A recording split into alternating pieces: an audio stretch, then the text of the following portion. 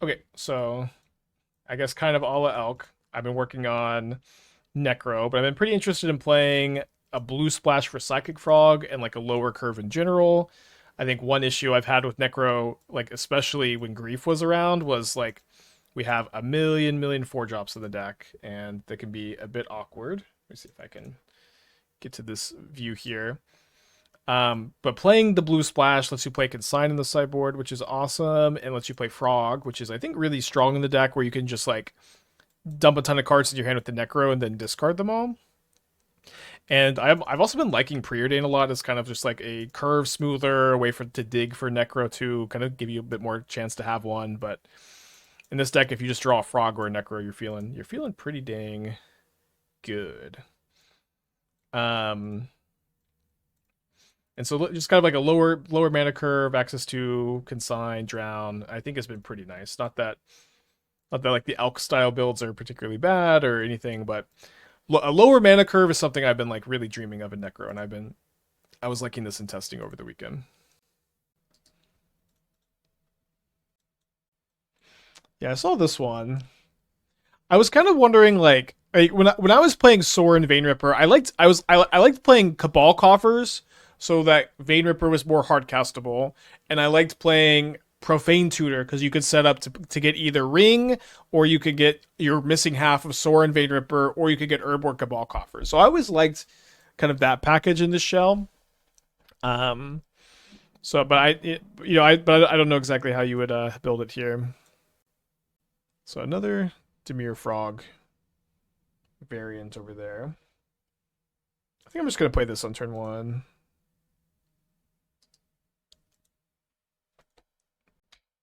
I'm playing black green Soul Trader with combo with Rumble. It's felt very strong. But do you think Yogg is just a better version of that deck for an RCQ? It's a good question. I think it's a little early to say kind of one way or the other, since the Yogg lists are pretty experimental.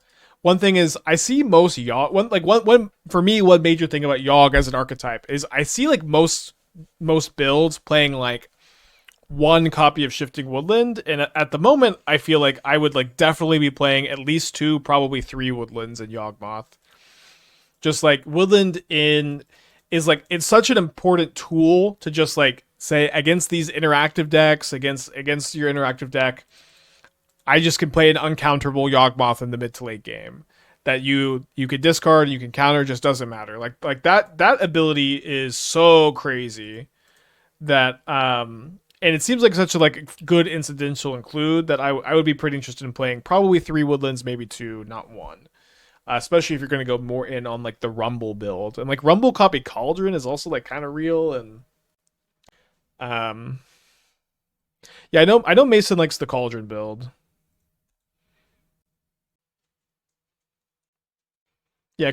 Cauldron is just very good in general.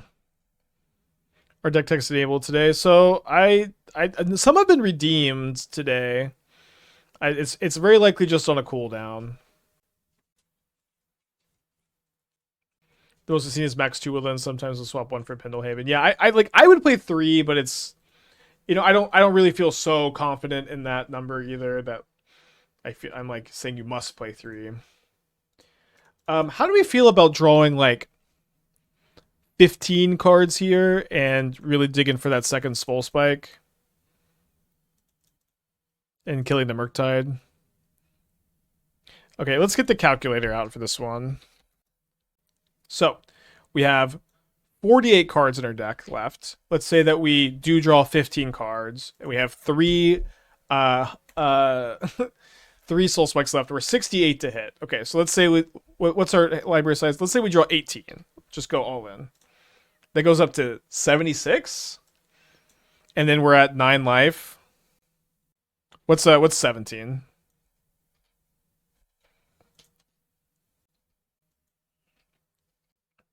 74. Let's do 17. Thoughts on Soren House of Markov? I like that card a lot. It was actually, I think, my favorite MH3 card, kind of like early. Um, as like things have kind of evolved, I it's not one that I'm like super duper in love with anymore, but it's one that I'm still pretty curious about finding a home for because I don't feel like I have found a home for it.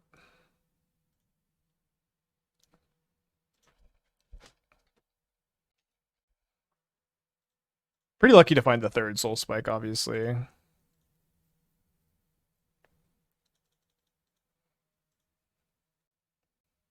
What is it, GZ for channel? I don't know. So I do see people say GZ. I don't know if this is like a non-American thing or like I don't know what GZ means, but I do see people type it, and I kind of get the vibe that it's like, you know, kudos or whatever. But I also don't know what they mean. I guess I could probably put back a second Bowmaster. Wait, 1, 2, 3, 4, 5, 6. My brain keeps like not counting the land.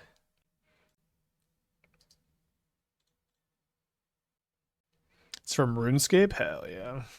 I have a lot of friends who are like still obsessed with RuneScape. The Rumble Soul Trader. Yeah, I mean, I think I've seen a lot of lists like this. I like is White of the Reliquary really just like not playable in these decks? I was pretty impressed with it. But I don't know. I agree that you just have a million 2-drops. But yeah, I've seen a lot of builds like this. I don't really know how I would exactly approach building the deck.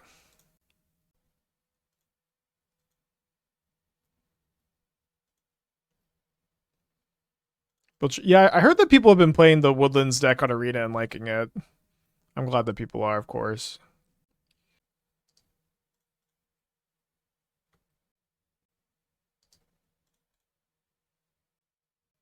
I guess White's kind of awkward spawn tokens too. Oh, they can sack spawn tokens. I don't know. White was always really good for me.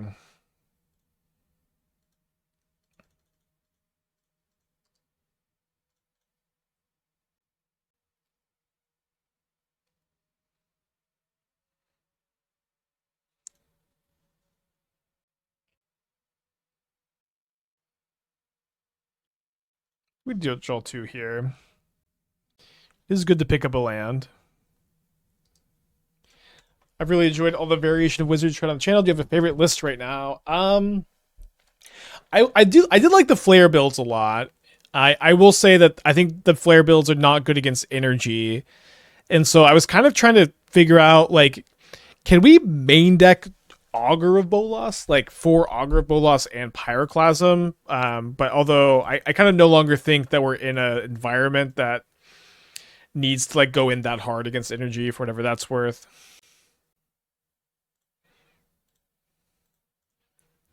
Second Subtlety, I guess, wins the game here.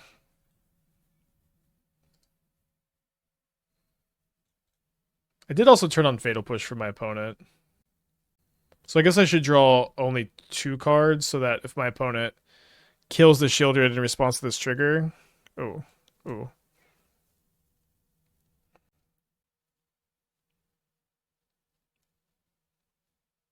Well then. That is quite a last 2 cards to have. So if I draw 1 card, I'm dead to the Bowmaster triggers because of active player, non-active player. Dude, today has been tough. It's been so tough. Today's been so tough.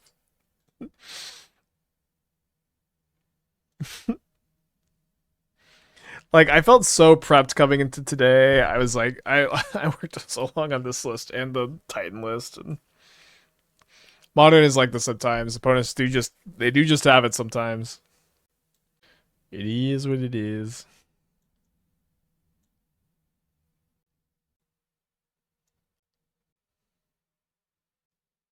Could you draw 2 into Soul Spike and Blackguard? So I have 1 Soul Spike left in the deck. I guess that technically would work, so sure, we should have tried. We only had 1 left.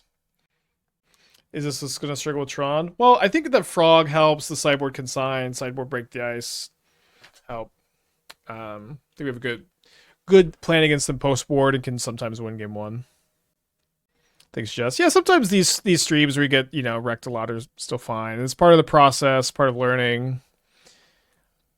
I'm probably play some more of the Titan deck off stream and just kind of see, like, did I just run really well last night? Did I run really bad today? It's usually like a little bit of a blend in between. I also think I maybe mis-sideboarded. Like, I think I was boarding out the cash grabs too much. I also had 4 cash grabs last night, and maybe I was kind of missing the 4th cash grab. Just to have like really consistent delirium for the woodland, which was like a big part of it. I added the 4th Archdruid's Charm over it, but maybe it would be better to go back to the 1. Just saw Kamala went live on Twitch. You think she'll give me a shout out if we raid? Think Tomio and Legend Shredder could be good together. Could be. All right, let's keep this. Yeah, well, yeah. What is she playing today?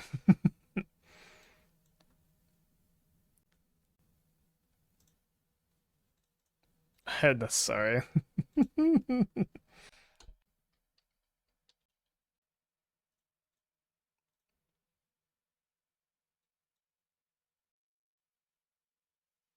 Well, my RSQ with Mono Black Necro, only losing 1 round to Swiss to through the breach. Nice.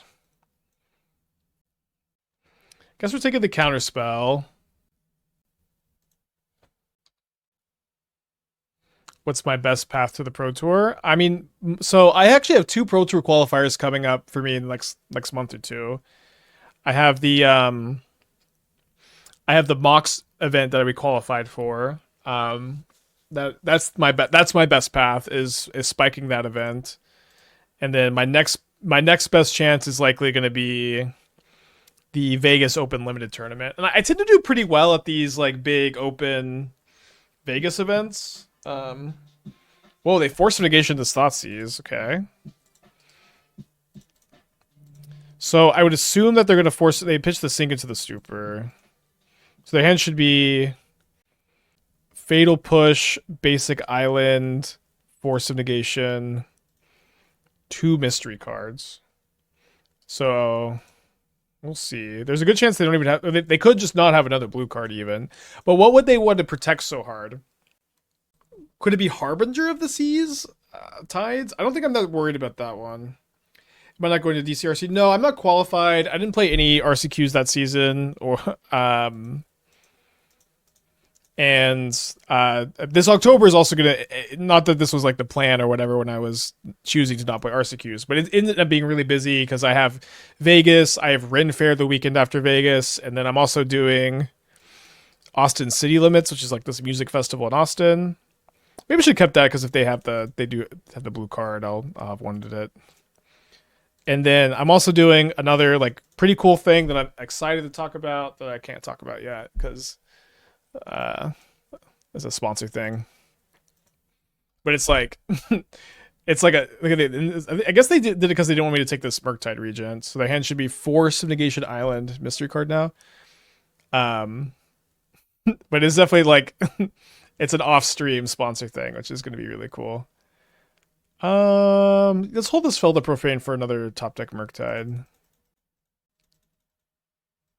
No, it's not. It's not shuffle up and play. It's actually a non-magic sponsor thing. Yes, right. So just push mystery card here. Never spec one of the vintage drafts. I guess I did 3 vintage cube drafts this weekend. I did the one we did on stream with the blue-green deck, and that deck was sick. We didn't get there. Then I drafted this Grixis Madness list, which had like every Madness card you could want, and I went 2-1 lost. And then I drafted Mono Blue Shops, and then I went and lost playing for 4-0, and I didn't do anymore. I did a shuffle play, yeah, a long time ago, like 2 years ago. It was with Amy and Brad Nelson. It was a lot of fun.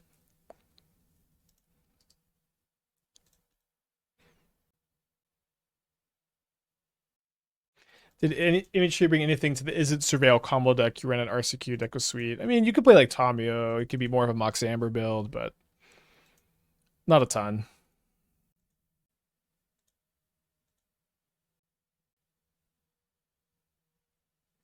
Feels like it was 6 months ago. Yeah, time really is funny, huh? Was it really 2 years ago? I'm pretty sure. It was before I went to Barcelona. Even I think. It might have been it might have been 2021. It might have been 2021. I also lost a lot of weight since. since my appearance. What? It says a year ago. Why is my perception of this so off?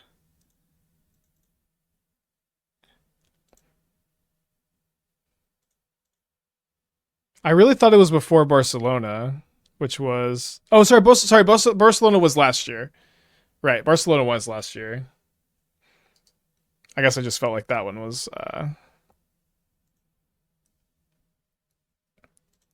longer ago, which is like my frame of reference.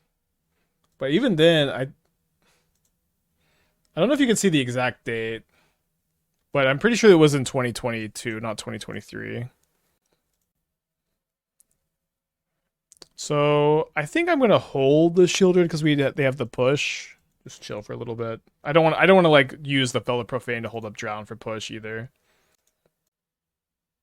It aired a year ago. Yeah, I remember we recorded it like probably 3 months, maybe even like a little more than 3 months before it aired. So this lets me hold up Drown still and trade for the push. November 28th, 2022. Okay, yeah. So we probably filmed it around 2 years ago, and then it aired later. Gained about a pound of hair. That's true, yeah. Been working out a lot lately. For like the last, I'm on week 5 of going to the gym 6 days a week.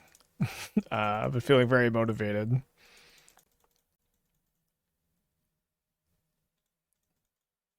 So if I ever go back on Shuffle Up and Play, no one will recognize me. Why do decks like this main deck one cling it to dust? Well, in this deck, there's a few different reasons. One big thing is the opportunity cost is really low. It's mostly like a 1-mana card that cycles. The life gain is really nice in a Necro deck, and this deck is also kind of weak to Flage, so a cling is good at targeting that. If I do draw another land, I'll play a Sheoldred. Yeah, let's do it. How's the Dryad deck? Frustrating, I guess. Like, I had a really good experience with it yesterday, and then a really poor experience with it today.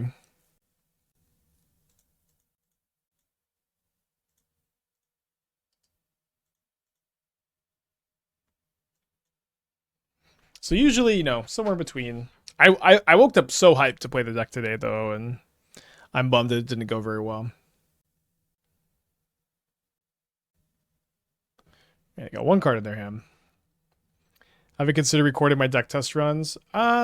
Yes, but I think it's for the best that we don't. It's just, I'm already in front of a camera so much. I'm already working on stuff off stream. It's just like, I don't want to live in a reality TV show where every second of my life is recorded, And also, kind of simply put, the testing off stream is less interesting, I think, than the more refined on stream stuff, which means that it would like water down the content, you know what I mean?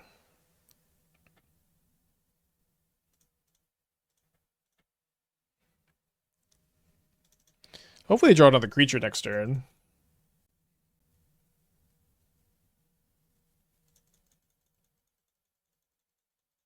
Would you upload it with no commentary, no video? I mean, that's what I'm saying, is it's like, in a big way, I think what kind of stands out about my stream is I'm working on stuff off stream. I'm trying to, my entire career as a content creator is stemmed from that Croaky's tweet. Magic content is lazy and boring to watch, and I just never wanted my stream to be lazy and boring to watch. And so it just dilutes what I think is a pretty good quality stream, That's my issue with it. Could you take the camera to the bathroom just once? If I ever need more views, that's what we'll do.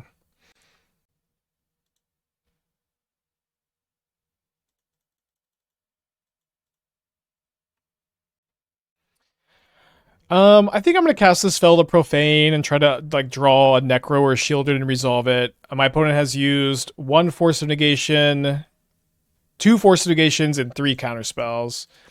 This is also better against Sink into the Stupor to cast this down.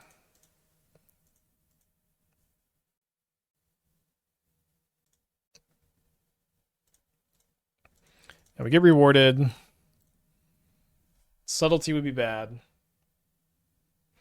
No subtlety. They could have another removal spell, but Fatal Push at the moment isn't killing my Sheoldred. Draw a Psychic Frog.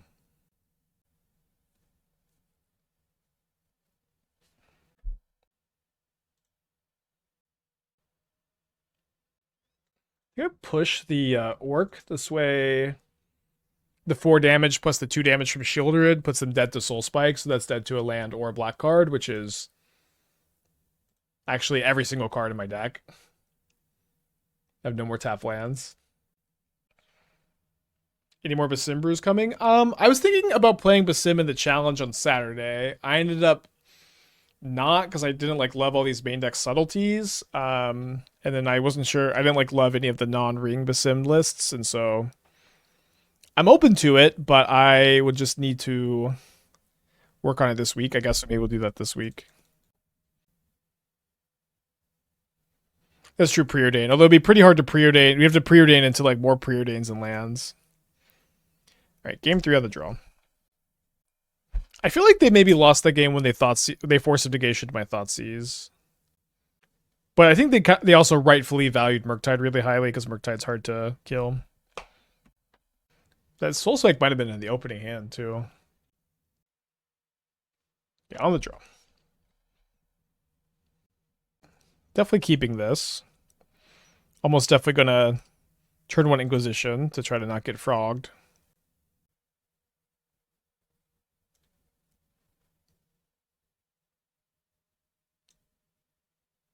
One on top, one on the bottom, which means that they can't have hidden a frog on top of their library.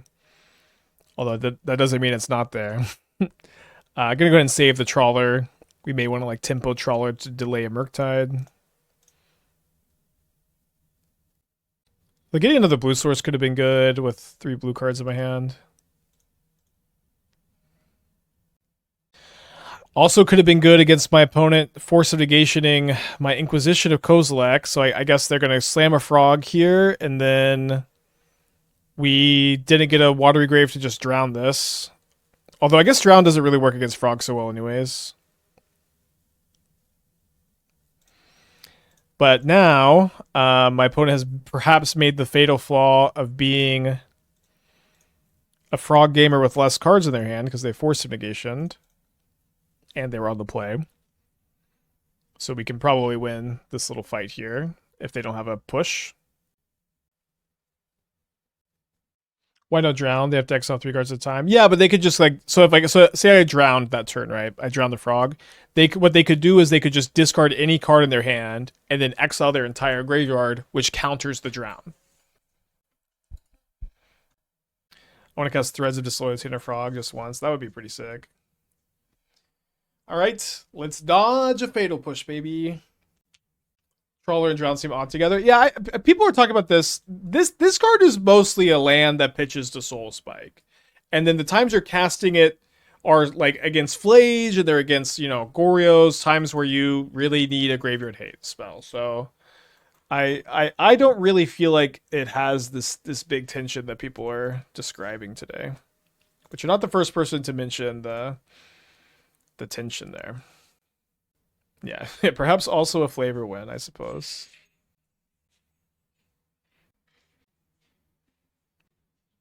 I think that because their curve is lower, I don't necessarily just want to trade 1-for-1 on cards here. Especially when I have this Spell the Profane. Yeah, do like that one though.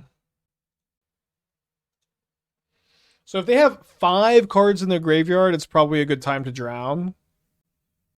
Well, I guess they would just discard 1 card and then discard. Okay, there's never a good time to drown. So they graveyard a Surgical. I guess what would be nice about doing that would be that we'd be better against a Murktide Regent, but we do have the Fel the Profane for Murktide. Do we don't want to Preordain into push? I guess that was also better.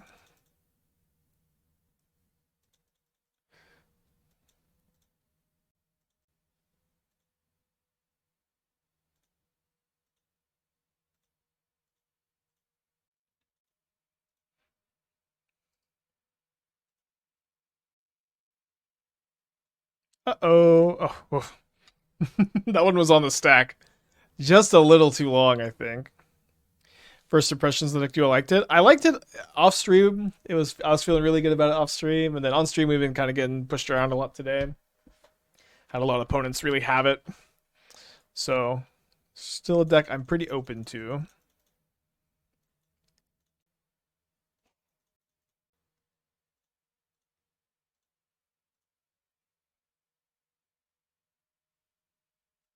Let me just put this in the graveyard for you.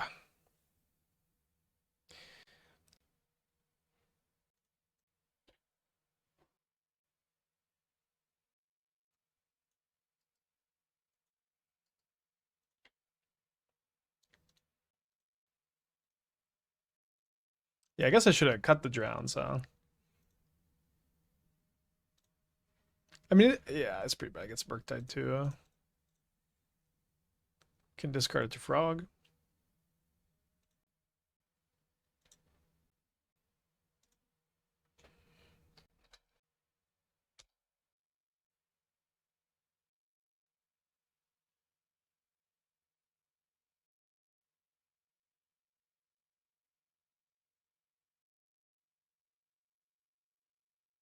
Drown is worse than a basic land here. A lot of cards are worse than basic lands a lot of the time. Alright, 6/6 Murktide.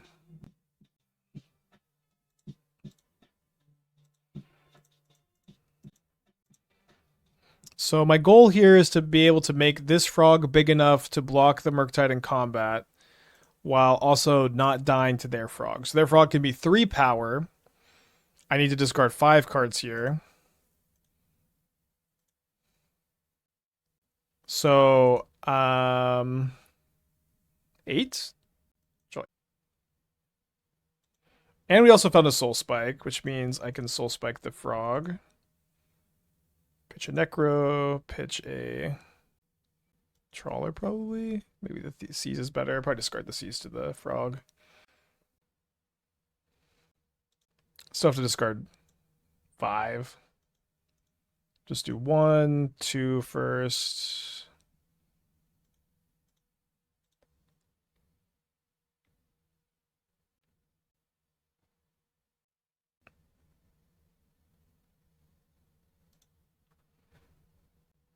Discard 1, 2, 3. Please discard the drown. I'm planning on it at the moment. But there is actually a chance it ends up being better than these other cards I've discarded.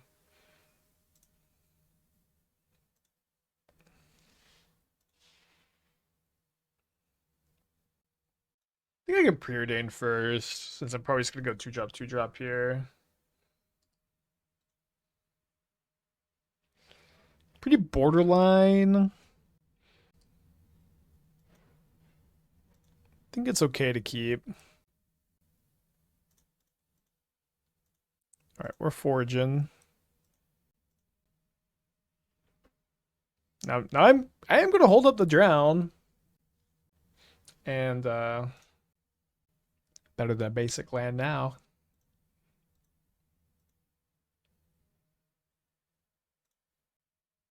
So they have a Bowmaster, I guess. Guess I draw Bowmaster if they have it. Just play this out now. Just draw 1. Surprise Fellow Profane is playable. Is it good straight enough, or if there's some synergy? Well, so 1 is a land that can enter untapped and tap for black, and also kill a Murktide Regent. That's pretty cool, right? I will say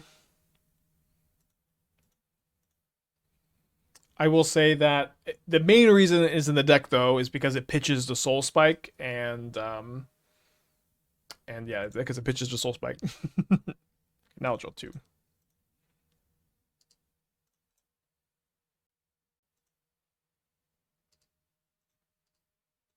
But, you know, it's not... We didn't put Fell the Profane in our deck. We put Fell Mire in our deck, and sometimes we just flip it over, right?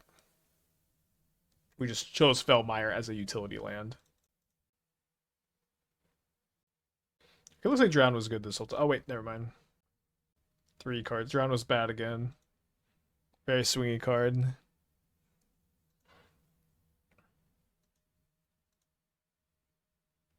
So let's leave the frog back.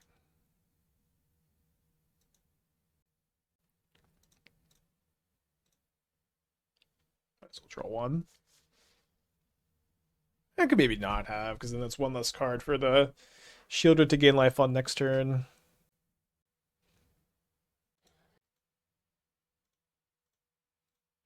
Somehow I find myself with only one swamp in play.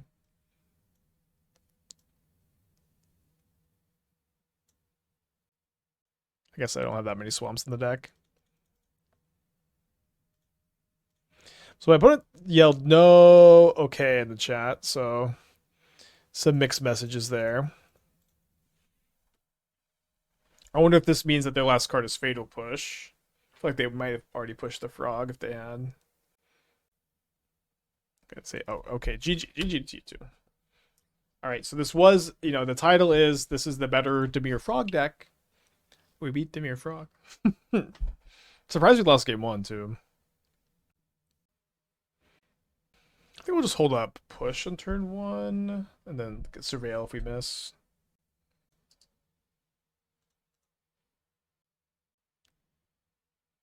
Mini decks with frog seem better. Frog decks than Dimir Frog. Yeah, you know what? I've been loving Frog lately, and we've also been playing a good amount of Hollow One, and I've been wanting to like kind of I guess I want to play Frog over NT and Hollow One, or like maybe in combination because they are kind of good together. But for the most part, you don't really. Modern's not a format where you like play a 2-drop and then play another 2-drop, and then those two drops both live and they work really well together. It's just like wrong format, But it's on my list. My opponent's got a Misty Rainforest Mishra's Bauble.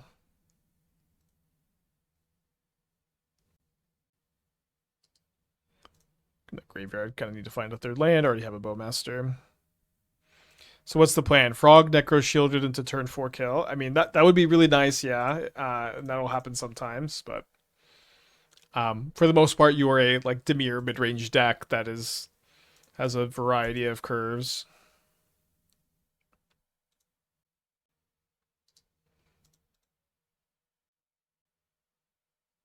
Next for you to add Frogvine to your list, please. Yeah, so you could play Vengevine over Flameblade Adept or whatever. But if you do play Vengevine over Flameblade Adept, then you can't play Vengevine without basking Rootwalla. I think you have to play Rootwalla.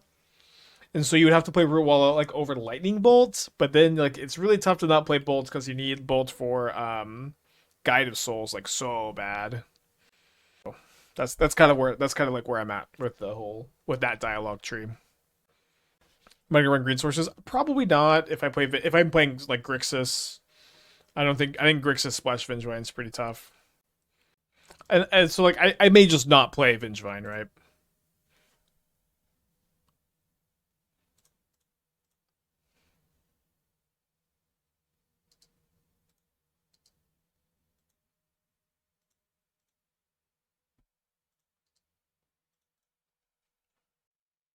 My issue brewing Frogvine list is that you probably lose every sideboard game. Game one feels insane. Well, that's kind of like why like the Hollow One Shell is like that deck has just been winning so much, and the deck has been so good, and it kind of just seems like to maybe like very simply put, Psychic Frog is a lot better than Inti. Frog is like really crazy. And so like is splashing blue for Frog gonna like hurt the mana too much? You also might like get to play like Consigns in the board or something. Consign kind of seems better than Charmaw, but certainly a little unclear on some stuff.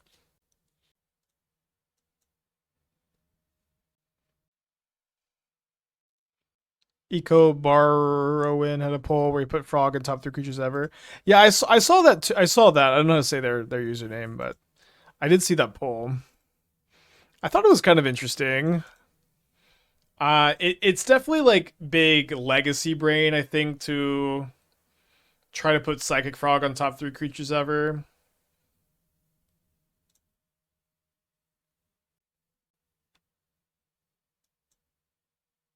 Well, can't save this frog.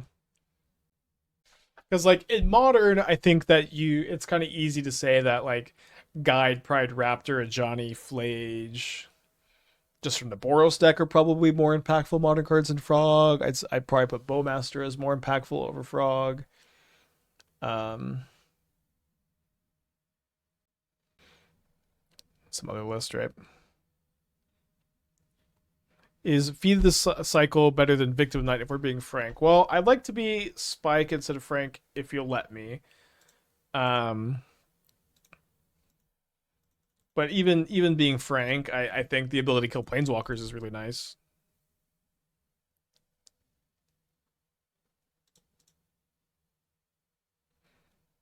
Yeah, Nadu, Hogak, that's right, Shaman. Although Shaman, it used to be, this kind of conversation about what's the best creature ever printed. It used to be like a little bit more nuanced. um, Obviously did the bolt here. It used to be a bit more nuanced, but now it's like, it used to be just Deathrite Shaman. Now it's a little bit more nuanced. Although now, I think it's like Lurrus by a lot. I think it's Lurrus by a lot. Is Lurrus the only creature that's banned in Legacy, Modern, and Pioneer?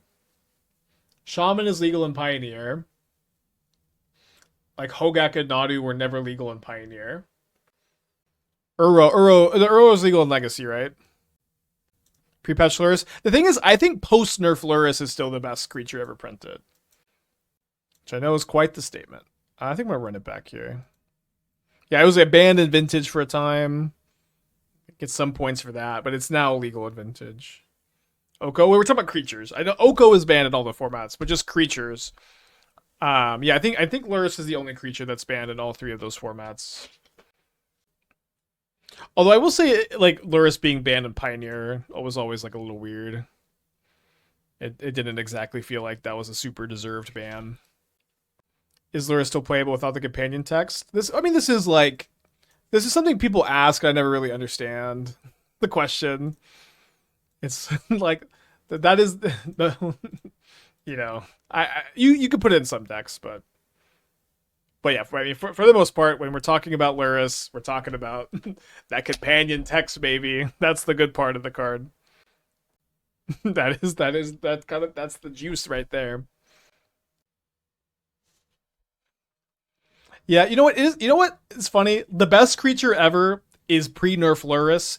The second best creature is post-nerf Lurrus. That's kind of a fun way to think about it. How's it going? I'm just so happy to be here today.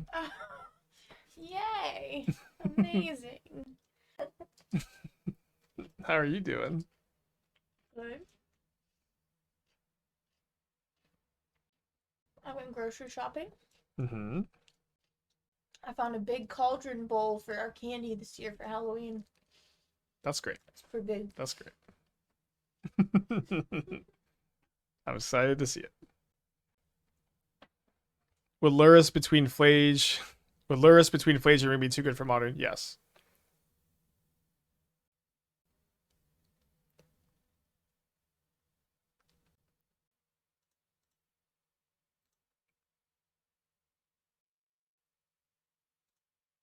That's the third Psychic Frog from our opponent here.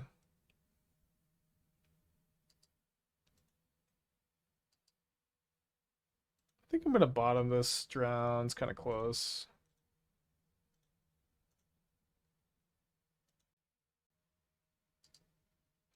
Make sure to hide MTG cards in the candy. The first year we were here, we ran out of candy to give out, so I was just giving away Pokemon cards and Magic cards.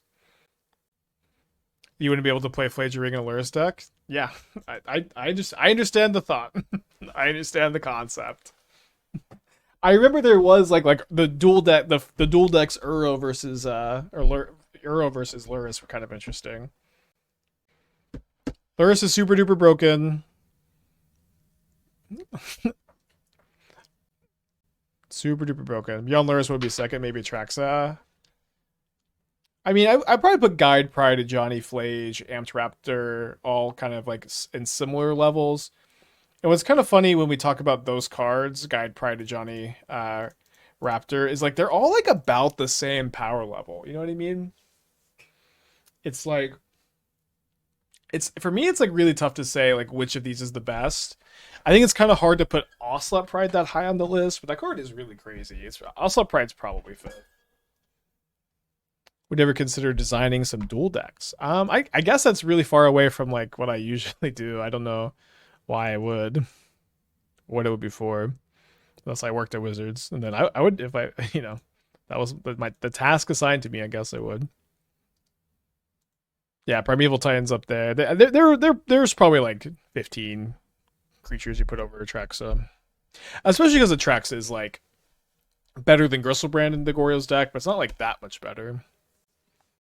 All the energy cards are best friends, so it's weird to compare them. Yeah, exactly. It's like Amtraptor's like a lot worse without all of these cards. The Johnny's were they're all of these are worse without each other. It's a pretty interesting dynamic. I mean, Hermit Druid is third if it isn't second in power level, but it isn't really a creature. Is it really that high? It's like I think Hermit's Druid, at least in like the context of Legacy, which I know Hermit Druid is banned, right? I feel like it probably has aged really poorly because you have to untap with it. In the Arena Championship, where Boros Energy was 70% of the field, Flage Giganta version was way more played than the Lurist one. That is fair. It's an interesting data point. I don't know that convinces me that that's right. I tend to think arena deck lists honestly are like really untuned on average. Because like there are not as many tournaments, but I'm sure people have tested a lot, and maybe the Flage build is just good against the Lurus build because Flage is so difficult to deal with in these matchups. And if that's the case, it is an interesting data point.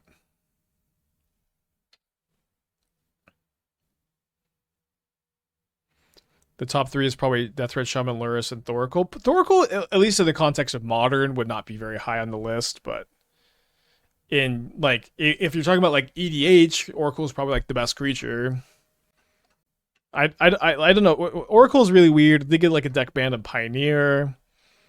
It's like a pretty common win condition in like some Legacy decks, but yeah, it kind of depends. Like if you factor in EDH when we're talking about creatures of all time, like Oracle is definitely up there, but it's pretty different. I think Dockside's better than Oracle. Maybe.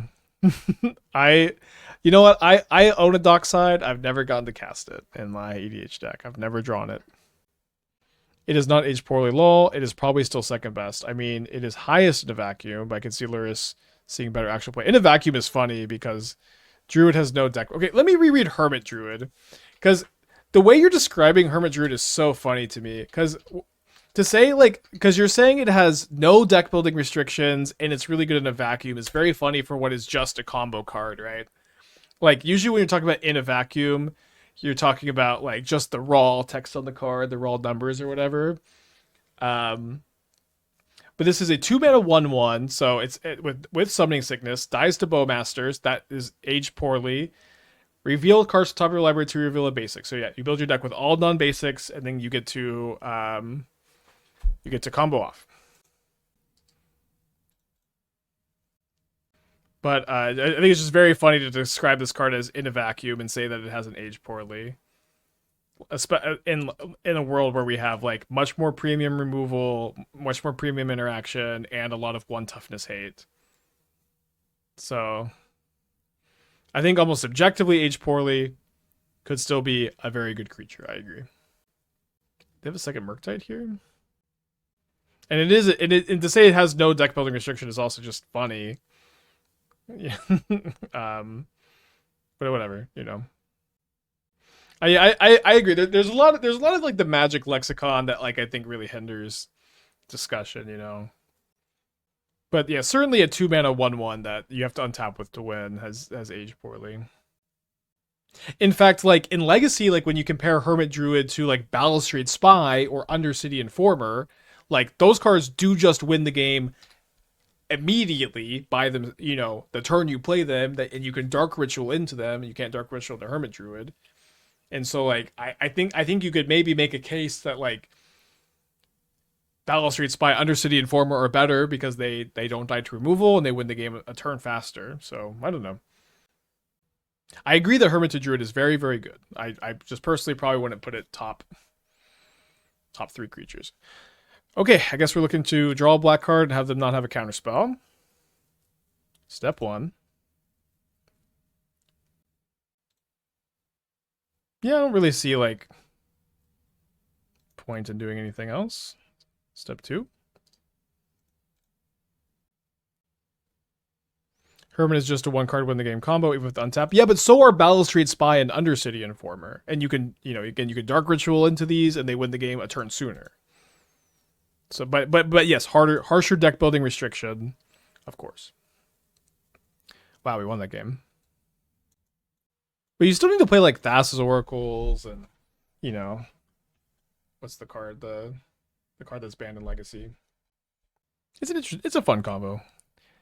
Okay, close hand. If we had a second land over several of these cards, we could keep. The Cling to Dust on the draw also kind of makes me want to keep. Let's just mulligan, and this hand's obviously a lot better.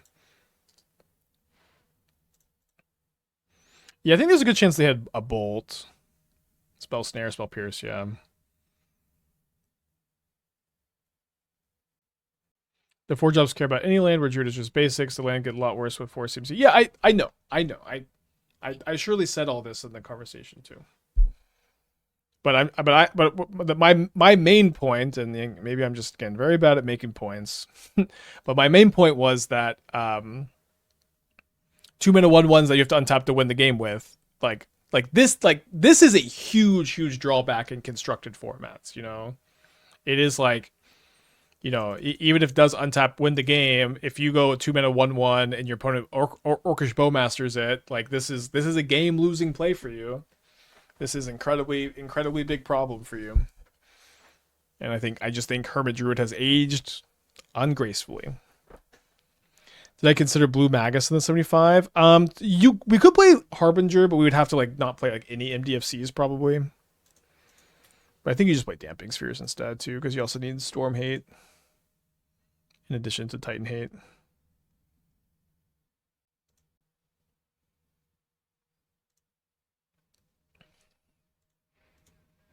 I think because Frog is pretty resilient to interaction here, I think I want to just jam the Frog here.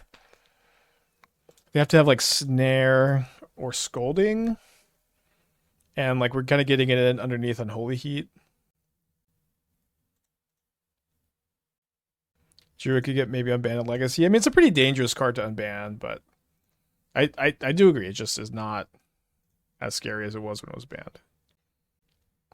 And I also like I had a friend who had a Hermit Druid EDH deck in like 2014, 2013, something like that era, and he spent a lot of time on it, and the whole deck was just trying to tutor Hermit Druid and like give it haste and activate it. That was the entire deck, and it was good. I remember that deck. So I love this position for us. If I don't draw a land, I'm just going to lead on Preordain here.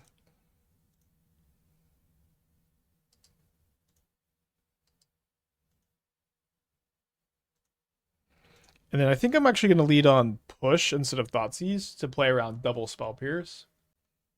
Maybe a bit worse against them, like discarding like an instant and then Unholy Heating my Frog.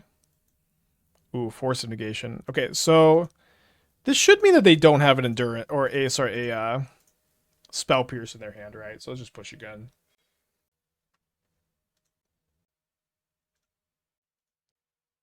I played against Blue Black Frog Tag twice in RCQ, and it just can't beat Ranger Captain Boris. Why is it that good? So there seems to be kind of an interesting dynamic when we're talking about fair decks in Modern. Jeskai Control is kind of like Avatar Roku. It's kind of disappeared, seemingly in a weird way, where it seems like Wrath of the Skies is still pretty good in an Energy Amulet Titan world. But we're talking about fair decks. You have Jeskai Control, which is underrepresented at the moment.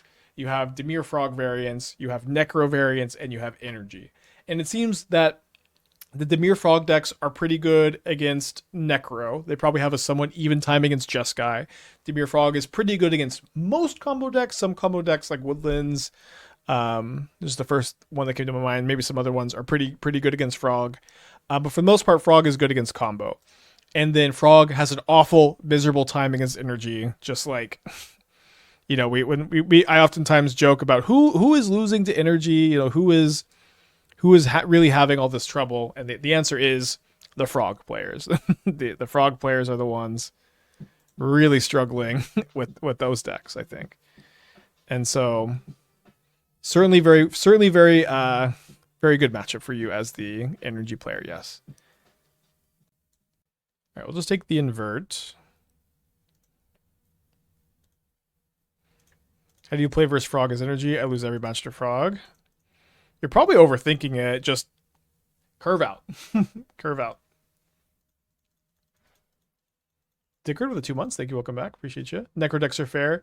Yeah, so again, when we talk about Necro decks as an archetype, it's very easy to get into like the kind of tired or like, you know, normal, fair. We'll think this deck is fair. Kind of conversations, but I think Necro is kind of quintessential fair. Yes, it is a deck that is trying to use creature removal, creatures, discard spells, and card advantage engine. Maybe it's trying to do this in like a kind of unique way or whatever. But I do think it's kind of like quintessential archetypal fair deck, yes.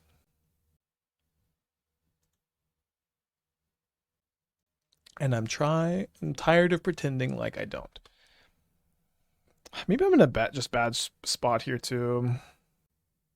Nah, I'm probably fine. Are we scared of Bolt? Well, I think I could just play Sheoldred, pay 2, gain 4, and just kind of be fine, right? Maybe I should have Inquisitioned the Bolt, but I think we'll be okay.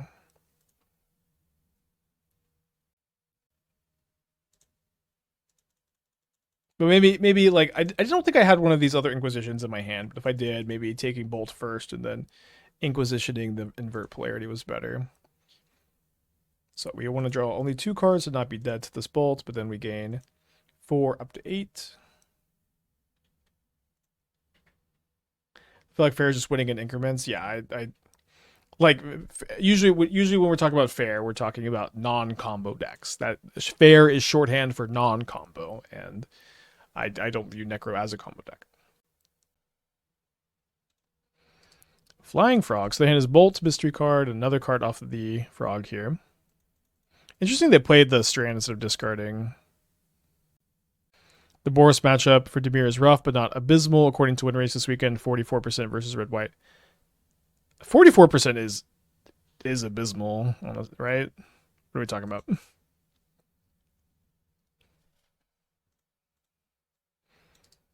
I guess I just attack first.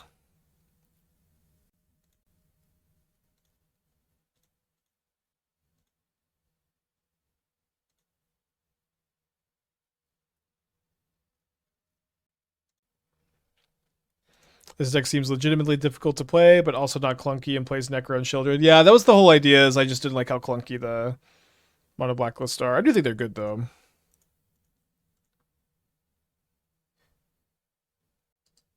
Probably want to keep that one.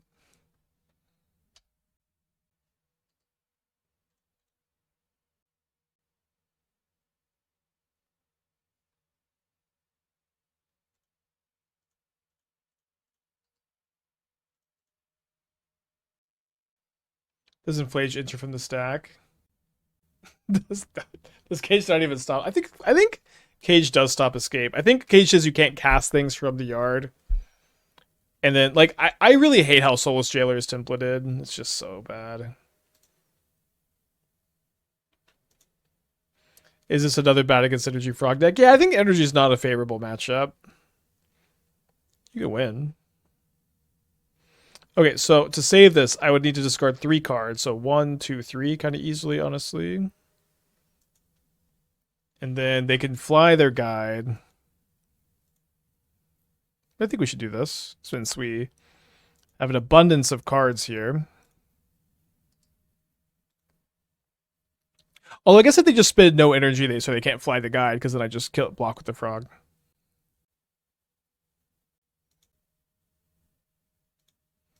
Now the number of cards we draw off the Necro is going to be kind of interesting.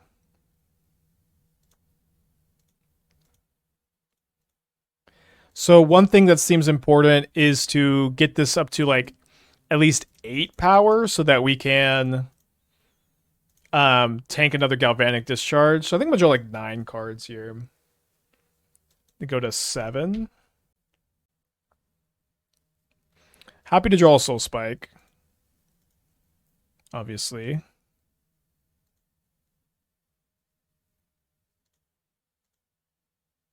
Win Pioneer content. When I'm interested in Pioneer, I guess. Which could happen, you know. Could happen any second now.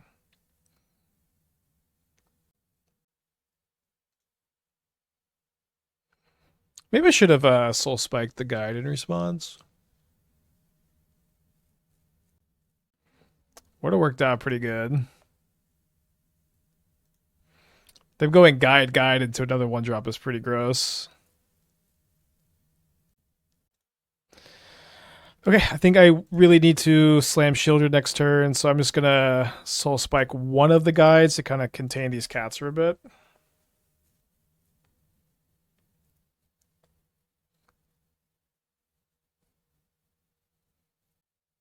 Is Frog better than One Ring, or just the splash is too easy and you win a lot from the blue color? So I do actually think Frog is better than the One Ring. It's a little bit more complicated than that, but a big part of the reason why I think Frog is better than the One Ring is because it's a 2-drop, like 2-drop threat that goes well with Necro versus 4-drops 5 through 8. Necro playing 8 4-drops has always kind of been a big problem, but for mana curve, for mulligans. And Frog is really freaking good. Really, really good. All right. Pay 10. Did I find the 3rd Soul Spike? I do. Didn't see it for a second. Do I want to keep another Necro here? I think probably not. Don't really care about playing around another Static Prison. I'm going to discard. Let's go Preordain and Trawler. I'll just Cling to Dust. Flage if they have it.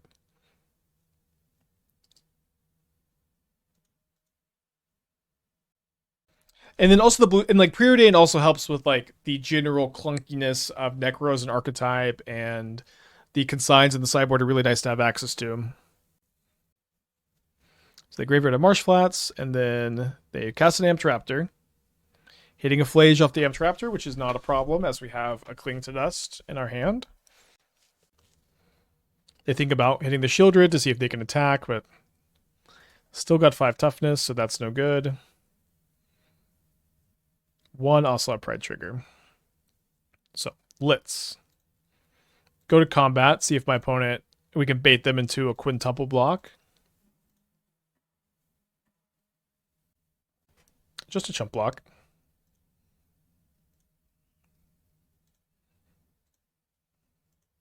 I'm gonna be casting the Cling on my turn, so I have to discard less cards.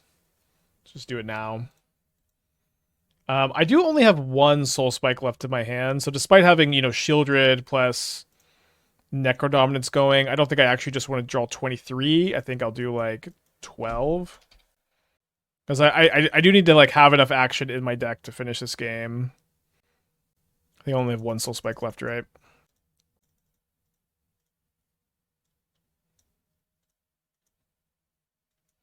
Although, to some extent, like, Frog, you know, just being a gigantic creature here is... Yeah, maybe I should have gained more just so Frog can, like, one-shot them? I don't know. Probably not a very losable game either way. Famous last words.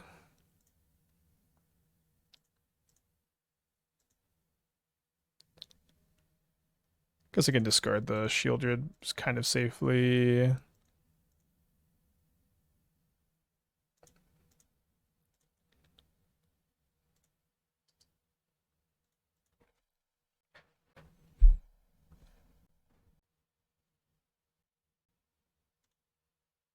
So they're top decking.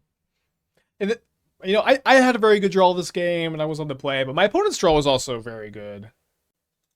Opponent's draw was also very good. All right, so we're gonna bring in, I think, Deluge over Thoughtseize, and then one Surgical over the Feed the Cycle. Let's say Feed the Cycle. I think it's been a pretty good one of. Yeah, I'm still wanting to play it as a one of in this deck. Here we go. Get some water real quick.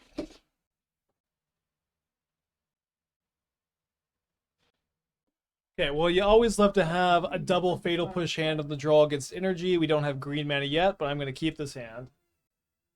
Why Deluge over Path? Deluge kills Yawgmoth, which is a card that's kind of coming back, but Path is better. Deluge can also kill Flage, which is less relevant. I do agree that Path being a painless 2-mana sweeper is really good. Also, pretty sure I'm going to Inquisition on turn 1 to try to stop like the 2-from-1 from Amped Raptor. That kind of stuff. Could maybe double push next turn. Well, kind of wish I hadn't done that.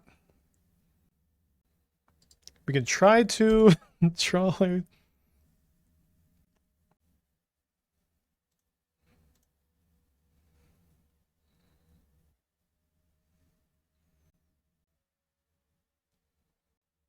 It does seem important for me to try to deploy Bowmasters here against their, like, assuming they're going to go turn 4 Ring. If I go turn 3 Necro, I want to have Bowmasters in play against their Ring.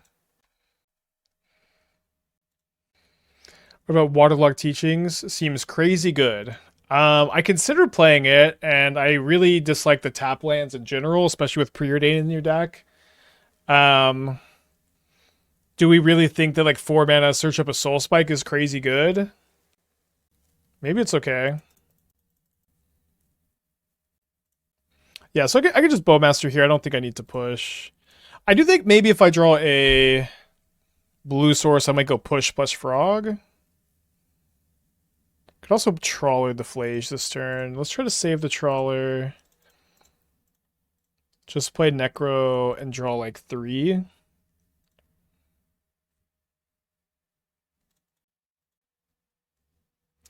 Both Undercity Sewers is kind of tough.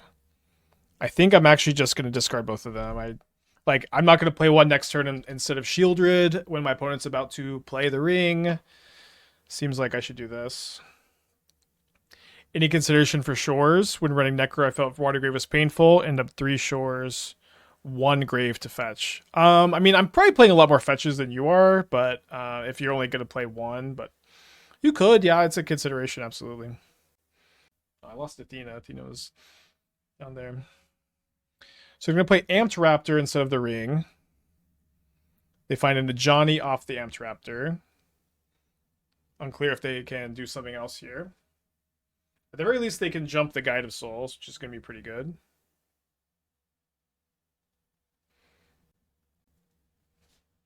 So I go down to 7. And then I could, if I Trawler into Sheoldred, I go down to 4, and then I go up to 7 again. I think that's okay. Obviously, we have the out of finding a Soul Spike. If they have a Bolt, it's pretty bad. There's a good chance they've boarded out some Bolts anyways.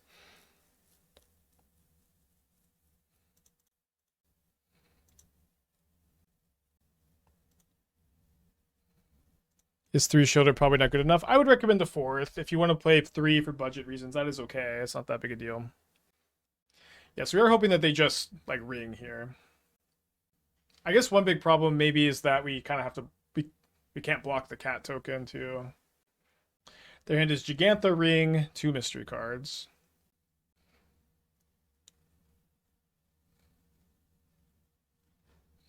Okay, so actually, yeah, we can... If they're going to attack like this, then we can block the cat. Like, maybe they have a red permanent, but... Oh, sorry. I guess if they have a fetch land, this is really bad because of the Flage. I don't know if I can play around it, but they do have 2 other cards in their hand, so it's kind of tough for it to not be like a relevant spell or a fetch land. Although there's the Arena of Glory. One of them is an Ocelot Pride. That works out really well for us. And then can they? Their hand is Ring Gigantha, so they're going to play the ring and they're not going to tap it right now. I don't know if they're even going to tap it at all. There has been, some dialogue about the One Ring and Boros. Certainly looks pretty bad right now, but this is probably like the nut low. Although this is pretty scary, I guess.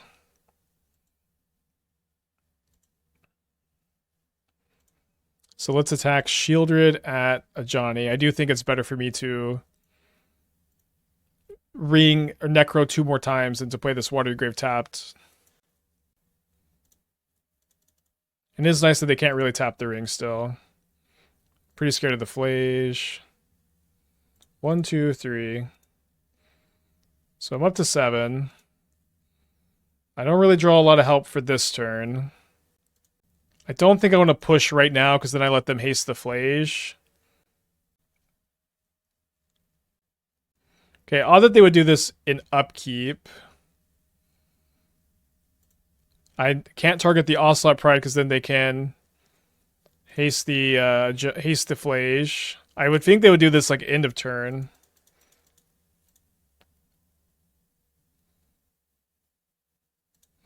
This is a spot where March is amazing. Of course, yeah. Unfortunately, they drew the fetch land. So I am super dead. Okay. Game 3. On the play for game 3. Could maybe have played a little different. I'm not sure. Tough game. Do you want a March for the energy matchup? Right now I'm bringing in these Toxic Deluges. I would almost rather play the second Cling on the side for Flage. So I'm definitely clicking the keep button. I'm just not sure how we're sequencing this. Pretty painful hand. I guess I'm going to Preordain on turn 1. Is the One Ring actually optimal in Boros? I think it's a big conversation. One thing I don't like about it right now is that it kind of seems like the metagame is evolving to be Boros versus combo decks that are praying versus Boros with a few other strategies like Necro, Jeskai, Dimir Frog existing. And so if you are a Boros deck that is playing Ring, you are better against Boros, and I guess you're better against Frog and Jeskai, but you are worse against all the combo decks. So it's just kind of like it's a weird dynamic. It's hard. I've been saying for a while that it's a difficult and very nuanced question to answer, but yeah, I feel like when I say this, and it sounds like people saying I don't think that, or I think that you shouldn't play it. I think it's very complicated.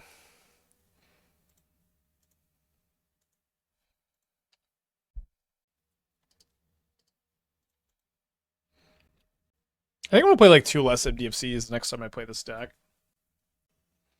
What about Caretaker's Talent? What does that card do?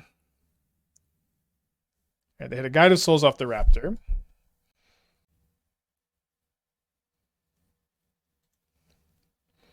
Alright, looks like drawing Soul Spike, kind of an easy Necro turn.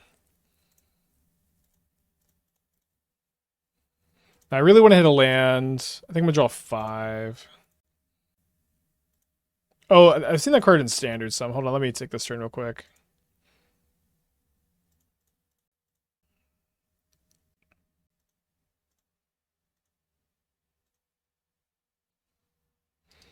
Then we'll discard Preordain Watery Grave. This is a way to trade all offered cards with one button like a moto. You click one card, then you click Control A. Okay, Caretaker's Talent. Okay, I'm not sure about what deck we're talking about this in. Whenever one or more tokens you control enter, draw a card. This ability triggers once each turn. So I guess we're talking about this for Boros. White, when this class becomes level 2, create a token that's a copy of target token you control. 4 mana, creature tokens you control get +4/+4. I mean, this card is really kind of powerful and grindy, but it is very slow when Boros kind of has a speed problem to some extent. There's like you just mostly attack Boros by racing it with combo decks. Interesting. Interesting that they would even have this at all against us. I don't understand. All right, I'm going to play this Watery Grave tapped. It's just going to hold up Drown this turn.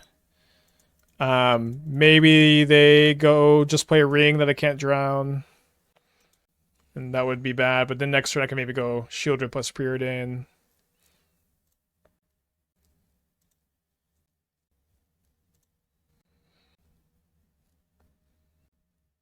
Do you have any thoughts about current day counterbalance? A little slow. I have been wanting to play a counterbalance at some point soon.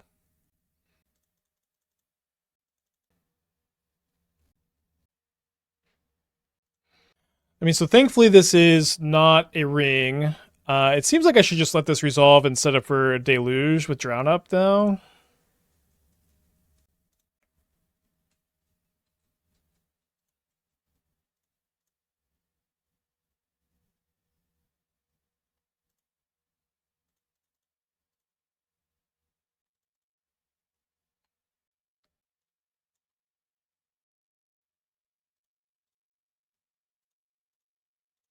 So my opponent has another 1-mana red removal spell as their last card. This is kind of bad. Remember, Lantern cannot exile your own graveyard, so we don't need to worry about that. My opponent has 1 card in their hand. They should sack this Lantern end of turn, but we may see like a Relic of Progenitus situation. I'm going to save the Surgical for Flage also. Not going to target a non-Flage card with this. 1 energy left. We might be getting our Necro back this game. Things are looking quite good. I'm at 6 life.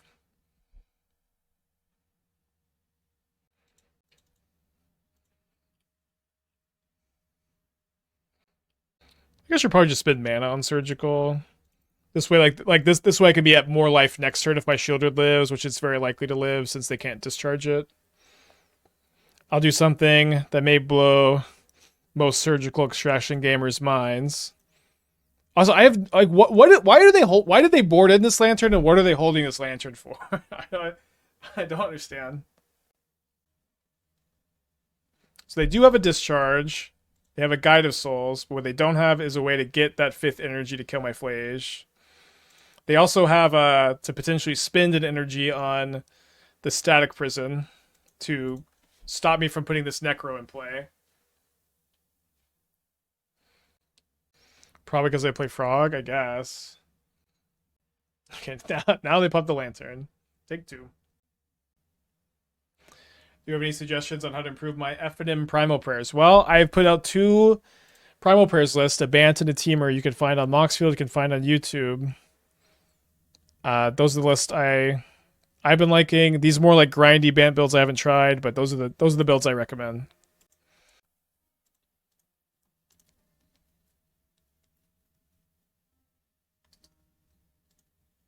Don't think I'm keeping second Fatal Push here.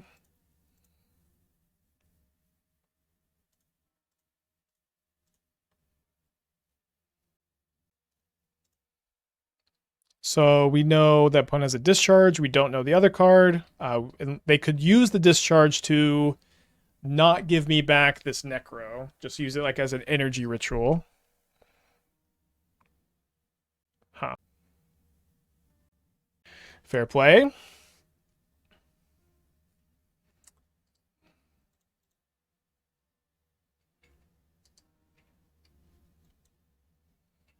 Maybe they thought we were at Murktide, but even if we were on Murktide, they should have popped the Lantern.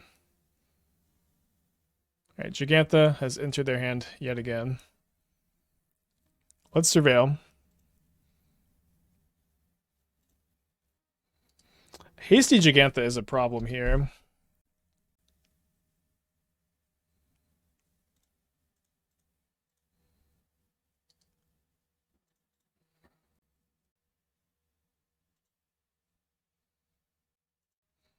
Alright, welcome back, Necro. You got exiled like 5 turns ago. So I guess we're chumping the Gigantha. 5 life is worth 5 cards after all.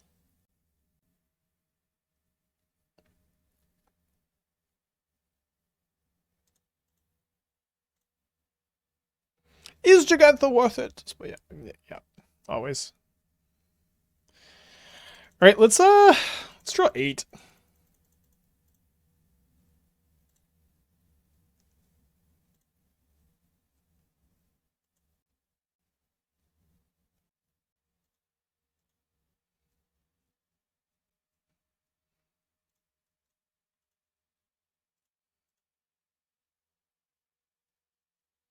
I don't need to use the other Soul Spike yet. Fallen.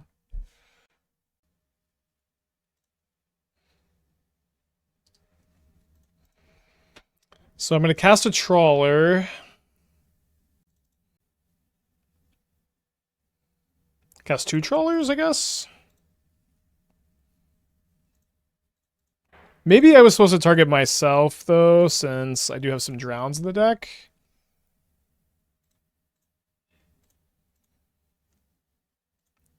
I think we draw 4 cards. Maybe we should Soul Spike first, so we don't need to, like, sweat that last card being a Bolt at all. And then we just draw 5. And then maybe we lose to some, like, Amped Raptor lines, but it's okay. Why is Just Guy falling off online? I don't know. I don't know. I think it's probably still pretty good.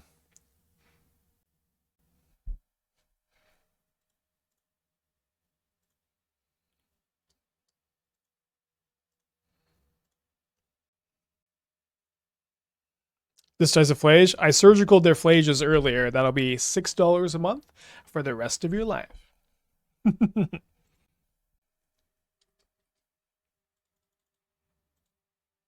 Right, let's get a trophy prediction going. Nice bounce back after a rough start this morning.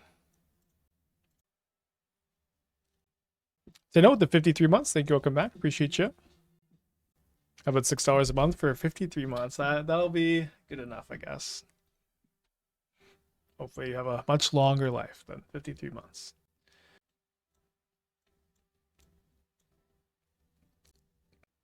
Eldrazi deck's kind of wrecked Just Guy. That's true, yeah. Can't be good against everything.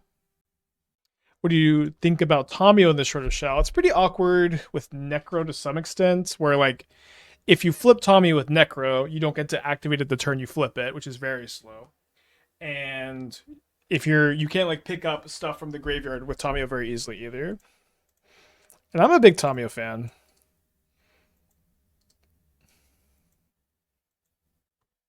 Bloodstained Mire. I don't know what forage is. So to forage, you either have to exile 3 cards from your graveyard or sacrifice a food. In this deck, we're doing one of those more often than the other.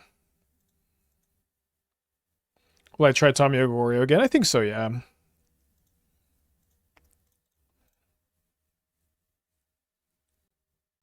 Uh-oh. That's not a land I wanted to see.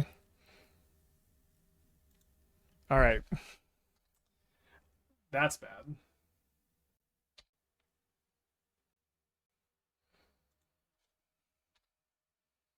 Yeah, Harbinger version makes sense. Kind of scary how long they tanked on the snare, too. Alright. Probably not going to kill this Bowmaster too aggressively. I can kind of wait till I draw my own, and if I can just stick one of my 3 Sheoldreds, we're going to be doing okay against this. I kind of would like prefer for my opponent to tap out for Harbinger, and I can just feed the Cyclid and then slam a Sheoldred. What's my max bench?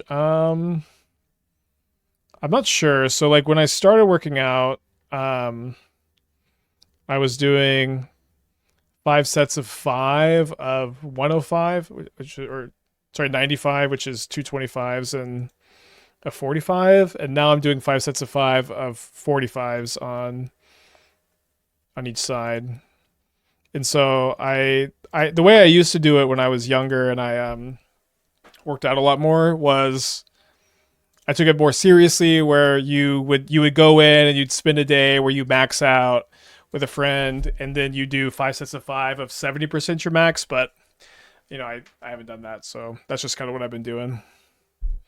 So assuming it would be like, assuming like 135 is 70% of the max, you could calculate there maybe.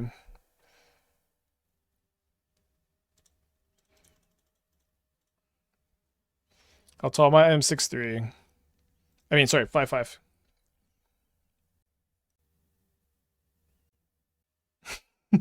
Shield is getting wrecked. Probably around 180. Yeah, that's probably about right. Yeah.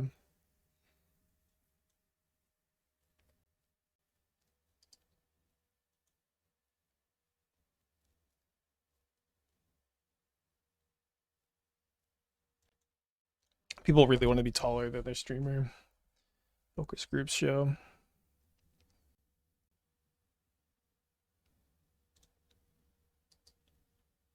I don't think I should keep that one. Kind of an interesting card, though. It's one of those, you know, play to not be dead rather than play to win cards here.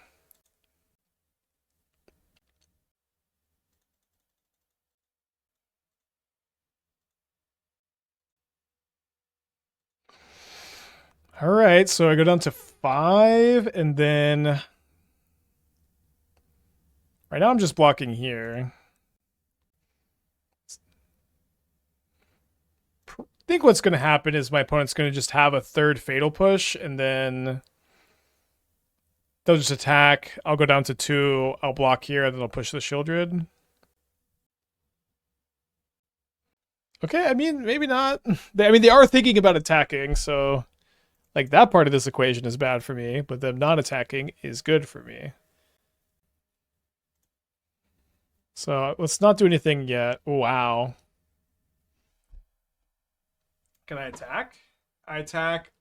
So my opponent's basically at 9 right now. I think I can attack. They shouldn't have Fatal Push in their hand. We go fetch push lethal. Well, I mean, I said this before they played the Scalding Tarn, but yes, now we can, especially because they didn't attack, we could rule out that they have Fatal Push. Yes.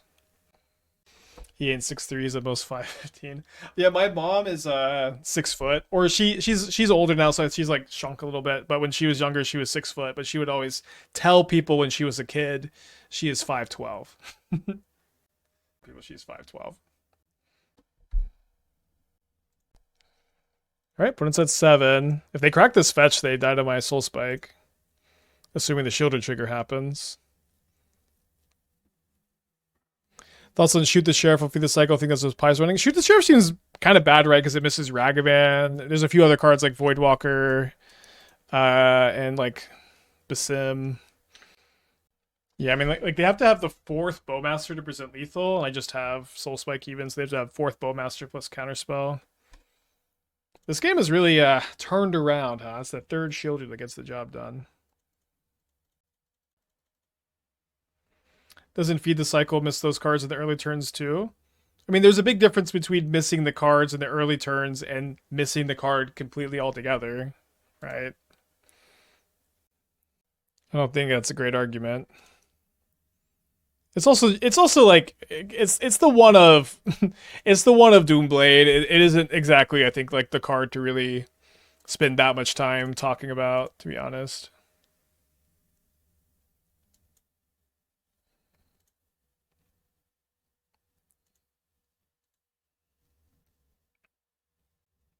Sorry, I guess I actually need to double removal spell to play around a counter spell instead of soul spiking.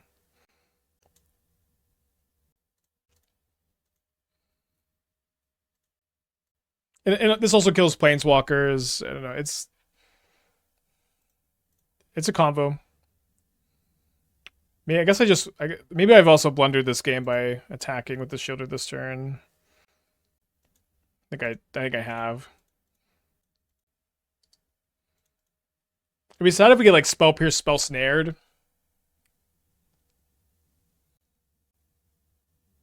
Okay, Force Negation would have also got me. All right, close game. I think I messed up really bad with the Sheoldred attack, actually. Sorry about that.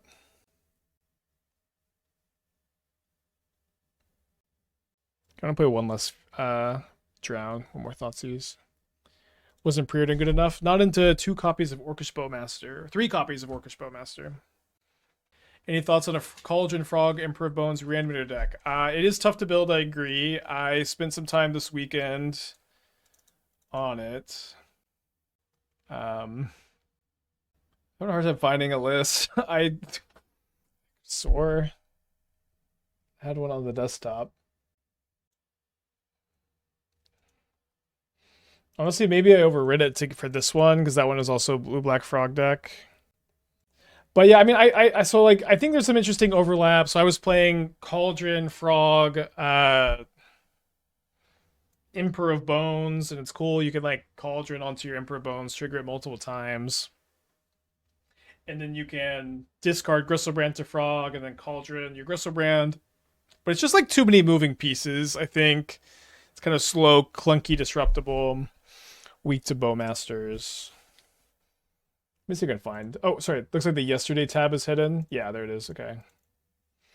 So this is like what I was testing yesterday. I had 4 Cauldron. I could pull up the motive file. Yeah, I don't think Tamio makes sense because you don't want to flip it off your Necro. Necro exiles your graveyard. But I do like Tamio. Not a fan of March. I was kind of torn on March or no March. I haven't really been missing it very much, but you could still play some Marches. So yeah, so I was trying Bobo as like a win condition, cauldronable ability. I was playing Bone Charge in the main, which I didn't really like. I tried Supplier, no Supplier. I just didn't really like any build I had. This was just like the last one I tested. I don't know. I spent a long time, and I just really couldn't figure out like a streamable build. Okay, let's keep this on the play against Dimir Frog. Any Smallpox deck viable? Smallpox is pretty bad, I think, at the moment. Yeah, I think Smallpox is bad. How to put this? Like against Ocelot Pride, it's so embarrassing. Against Amp Raptor, it's so embarrassing. Against a Johnny, it's so embarrassing. Against Flage, it's so embarrassing. Against Gorios, it's kind of embarrassing. It'll be good against like Eldrazi sometimes.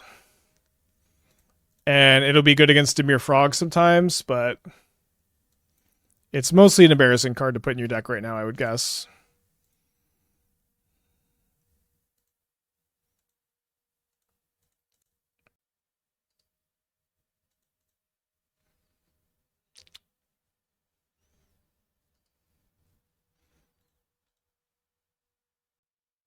Yeah, Spell Snare is always there, mocking us.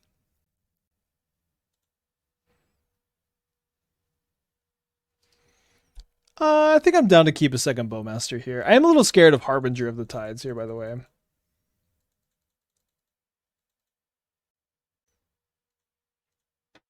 I had Ballista over Bobo in this list for a bit, and because it's like you Cauldron your Frog into a Gristlebrand, and then you draw a ton of cards, and then you can like turn those cards into counters, and those counters into damage with Ballista. But I think Bobo's mostly better. But I don't know. I just didn't really like any of the builds I had. So it's kind of nice to have the second Bowmaster here, because if my opponent Bowmaster's mine, I get to Bowmaster theirs, yada yada yada.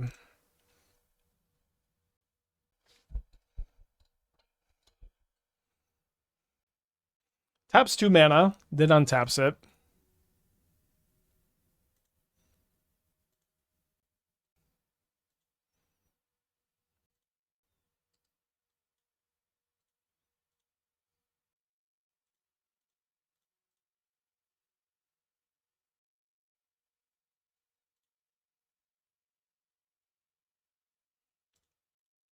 Correct me if I'm wrong, but creativity seems a bit better since the ban. It's not amazing, but better. Sure, I definitely better, not worse. Kind of hard to say how much better. Like, is it a deck you would want to register at a tournament? I don't know, but I would agree that it is better. I guess let's keep both of these. I'm just gonna go to main phase, cling the Spell Snare to make Murktide worse. Frogtide and Goryo absolutely destroy it, probably. Yeah. Okay, they force my Cling to Dust, pitching Preordain. So it seems like a Murktide is pretty likely to come down here. Yeah, Goryo's is always so good against them, especially the Force of Negation builds, which you want to lean into more post-Grief, I think. Alright, 2 cards in their hand.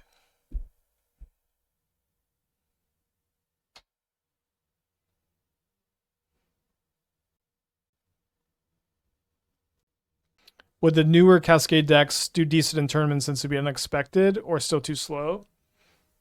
When you say Cascade decks, you can be talking about kind of too many things to answer that question, I guess. Like Leyline Rhinos is kind of interesting at the moment. Like Leyline Scion's pretty good against energy. I think you can maybe be a Force of Negation deck too. Probably not an amazing strategy, but I probably more playable than people think. Also not an archetype that I like to work on very often, so gotta take that into factor for me at least. But possibly. Okay, do I have the luxury of Thoughtseizing? Thoughtseizing to play around a counterspell seems pretty nice. And it doesn't seem like I'm going to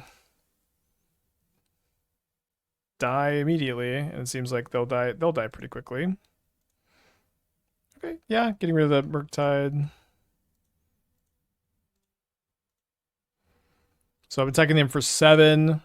Sorry, 8. And so they are going to go to 1 while I have Sheoldred and a bunch of other creatures in play.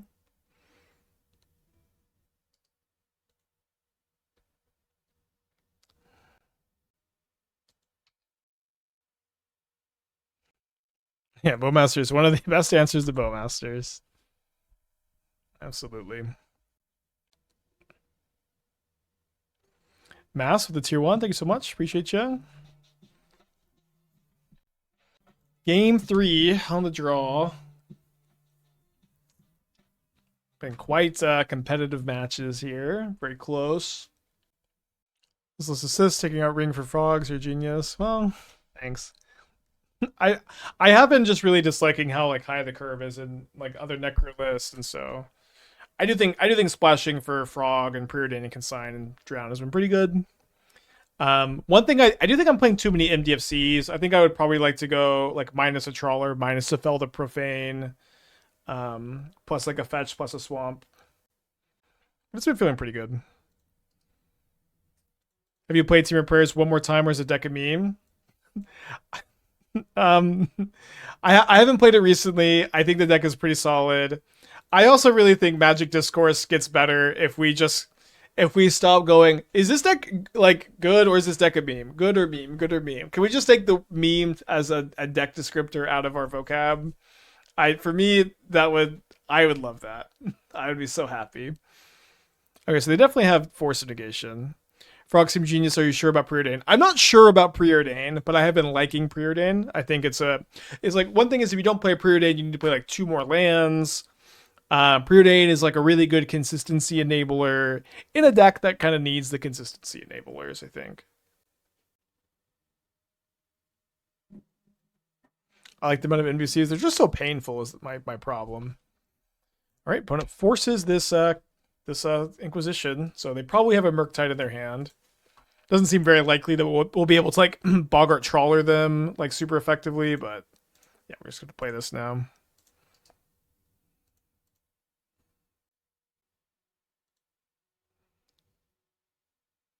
So I'm okay if they counter the push. I'm gonna wait until their turn to push the Bowmaster. Oh, what if they Harbinger me? Blue Banner unlocked.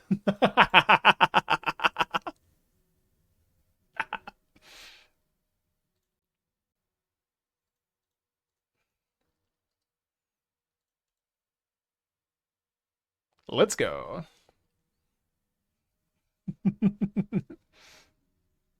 So if they attack with the Harbinger, that means they have a push, right? So I probably don't like block and discard.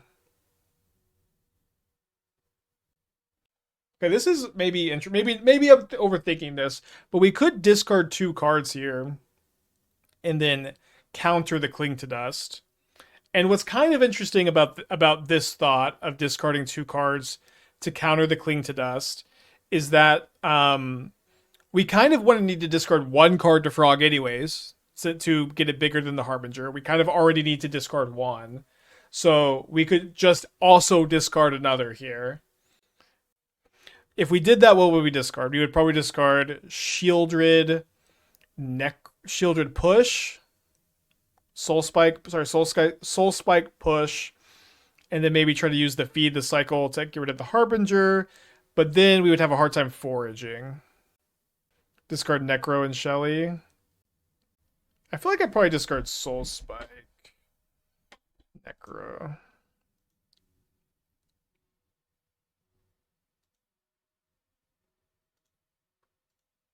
So it's kind of like we're just discarding one extra card for an extra counter and the counter of the countering the cling draw, which I think is correct. Not sure about this though. Interesting play.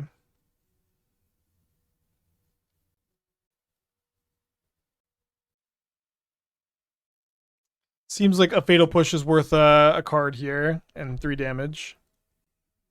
Downside is we can't Flighted Frog or Forage for the Fetus cycle. I love to see 1/2 Flip Swords in the main deck. Yeah, I think Flip Swords a little underexplored, but I do think it's been like pretty tested. You know what I mean? Okay, so they chump block with this Harbinger, which is kind of a funny turnaround from them like Force of Negationing to protect it on turn 1. Blue mana relocked.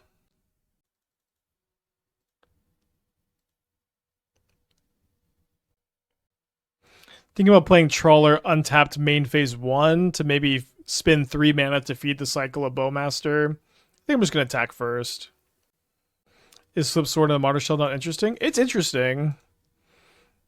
We talked about that at length today, actually. I've tried to build it a few times and have been a little stuck. Mostly, I think I've been sticking like with Orzhov when I've been building the deck, and so it is cool because there was this this Esper build that did well in a tournament over the weekend that we were talking about and can continue to talk about some.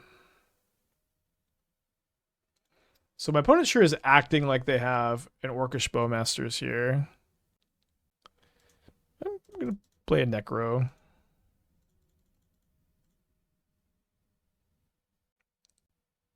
Yeah, that's fine.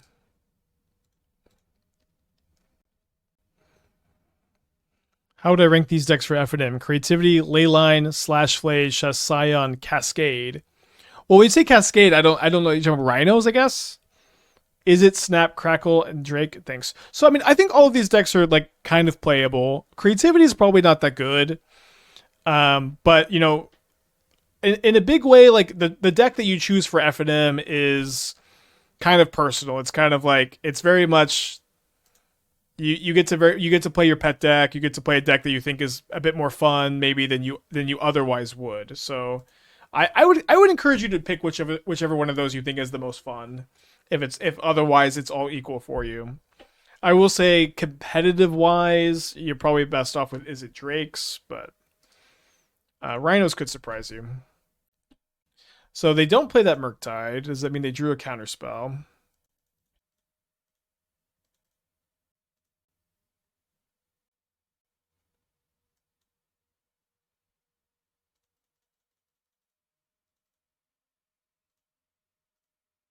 And his Murktide mystery card.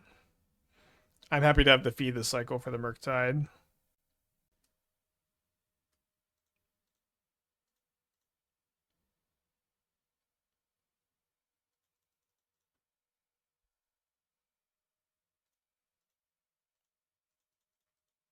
Getting in.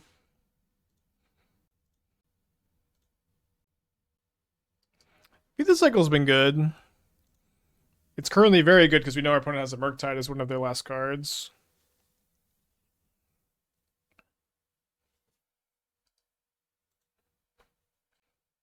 Seems like they also have a counterspell because they haven't been committing that other card.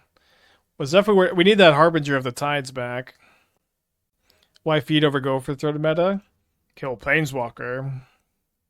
Kill artifact creatures, I guess. That's certainly less relevant, but kill Planeswalker is good. Are there any artifact creatures? Not really. Nothing too notable. Don't love that. Need to save the feeds of the Swiggle for their Bowmaster. I guess there's Sign of Draco. There's like more than you think too, like Saga tokens, and there's always some. Opponent's been playing so hard around this feed this cycle, it feels. Although maybe let's see what their hand is. Yeah, you should play Victim of Night. No one ever like the actual one you should play is Victim of Night. No one ever plays it. They always play the worst ones. They always play like the new one that misses Ragavan, the non outlaw creature. But and then it's like, and then we play Victim of Night and everyone's like, Victim Night, what the fuck is this? But it actually does not miss anything relevant, really. Although maybe that's actually less true post MH3 because of like, okay, now we have to feed the cycle. Maybe that is less relevant post MH3. There are some actual Gravecrawler decks and stuff. But you just did not miss anything. Frog, Spell Snare are your two other non-Murktide cards, and I draw a tap land. GG's. Yeah, shoot the Sheriff. Too bad Walk the Blank was a sorcery. Dude, Merfolk players would be so happy if it was an instant. Can you imagine how big a deal that would be for Merfolk gamers if Walk the Plank was an instant? I guess you still wouldn't see a lot of like Doomblades in Modern or whatever, but it would be so funny. So they can grow the Murktide up to 11/11. Tough. Ugh, brutal. Okay, I know we're 3-1 or whatever, but it is pretty late.